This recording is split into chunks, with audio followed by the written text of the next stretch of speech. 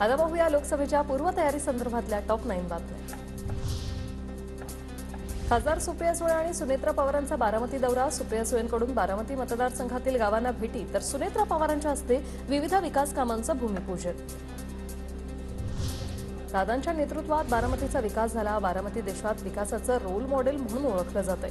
सुनेत्रा पवारांची प्रतिक्रिया। बारामतीत सुनेत्रा पवार सक्रिय, राजकीय दौरेही सुरू। बारामतीत अजित पवारांच्या उमेदवाराला 60% मतं मिळतील। बावनकुळे यांच्याकडून विश्वास व्यक्त।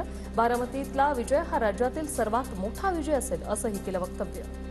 बारामती लोकसभेमध्ये अजित पवारजी जे उमेदवार देतील त्या उमेदवाराला 60%च्या वर मतं मिळतील आणि बारामतीमध्ये सर्वात मोठा विजय महाराष्ट्रात होईल, मी तुम्हाला आत्मविश्वासाने सांगतोय।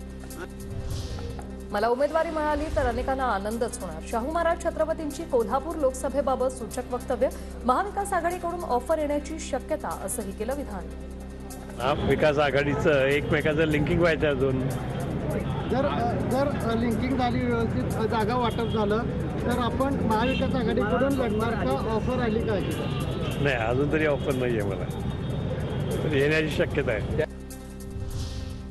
अमित ठाकरेंकडून लोकसभा निवडणूक लढवण्याचे संकेत। राज ठाकरे जी जबाबदारी देतील ती यशस्वीपणे पार पडणार। पुणे लोकसभेच्या प्रश्नावर अमित ठाकरे यांचं उत्तर। माझी निवडणूक लढायची इच्छा नाहीये, पण जर साहेबांनी मला कुठेही जबाबदारी दिली तर ती मी यशस्वीपणे पार पडेन एवढी मी तुम्हाला सांगतो। कुठेही नगरसेवक बनवलं तरी चालेल, मला कुठेही काही बनवलं तरी चालेल, सरपंच बनवलं तरी चालेल, जी जबाबदारी देतील तिकडे मी जाऊन काम करणार।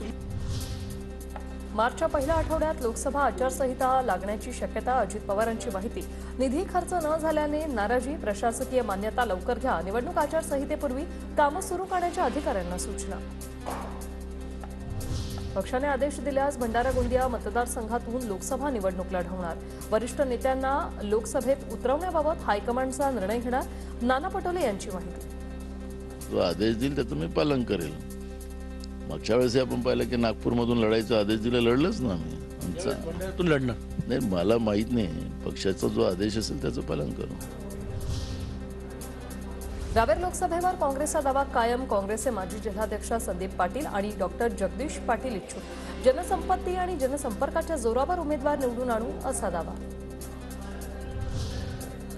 खासदार रक्षा खडसेंचा रावेर लोकसभेवर दावा कायम। आम्ही पक्षश्रेष्ठींच्या आदेशाचं पालन करू। लोकसभेच्या उमेदवारीवरून रक्षा खडसेंची प्रतिक्रिया।